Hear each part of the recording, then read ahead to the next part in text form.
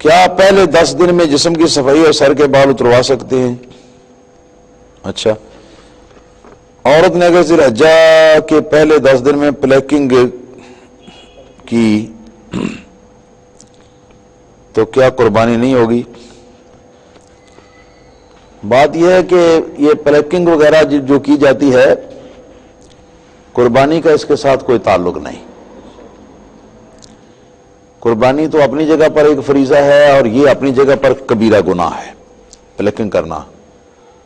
یہ جو ابروؤں کے بال جو ہے نا، وہ ان کی کانٹ شانٹ ہوتی ہے، یہ کبیرہ گناہ ہے۔ حدیث پاک کے اندر آیا ہے کہ لعن رسول اللہ صلی اللہ تعالی وسلم المتنسمۃ، جو پلیکنگ کرنے والی، جو مطلب ہے کہ اپنے یہ ابروؤں کے بال جو ہیں ان کو جو اکھاڑ کر یا ان کی کانٹ چھانٹ کر جو عورت جو ہے وہ خوبصورتی کے حساب میں لاتی ہے، تو اس پر اللہ تعالیٰ نے لعنت فرمائی ہے۔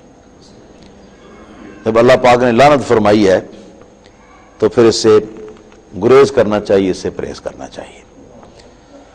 البتہ یہ ہے کہ یہ چیز جو ہے یہ عملاً تو حجامت کے اندر ہی آتی ہے، مرد بھی حجامت کرتے ہیں، عورتیں بھی، عورتوں کا بھی اس طرح کا کوئی کچھ نہ کچھ ہوتا ہی ہے، تو اس میں یہ چیز جو ہے یہ داخل ہوتی ہے۔ جہاں تک حجامت کا مسئلہ ہے تو مستحب ہے، افضل ہے اس شخص کے لیے جو قربانی کا ارادہ رکھتا ہو کہ وہ عید الاضحیٰ کا چاند نظر آنے کے بعد اپنے ناخن اور بال وغیرہ نہ کاٹے نہ مونڈے۔ اگر ایسا کرے گا تو اسے ثواب ملے گا، لیکن نہ یہ فرض ہے، نہ یہ واجب ہے، نہ یہ سنت مؤکدہ ہے، نہ یہ سنت غیر مؤکدہ ہے۔ اگر کوئی آدمی نہیں کرتا تو کچھ بھی نہیں،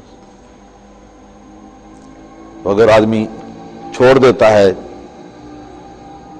تو ذی الحجہ کے ان دنوں کے اندر تو اس کو ثواب ملتا ہے۔ بس اتنی ساری بات ہے، کوئی فرض واجب یا ضروری نہیں۔ جو کر لیتے ہیں ان کو بھی کوئی گناہ نہیں، جو نہیں کرتے ان کو ایکسٹرا ثواب مل جائے گا۔ باقی کی وہ آنکھوں کی وہ ابرویں جو ہیں وہ جو اتارتی ہیں، وہ اکھاڑتی ہیں، تو یہ ایک ایسا فعل ہے جس پر لعنت آئی ہے حدیث پاک کے اندر، صحیح حدیث کے اندر، تو اس سے گریز کرنا چاہیے، عورتوں کو سمجھانا چاہیے۔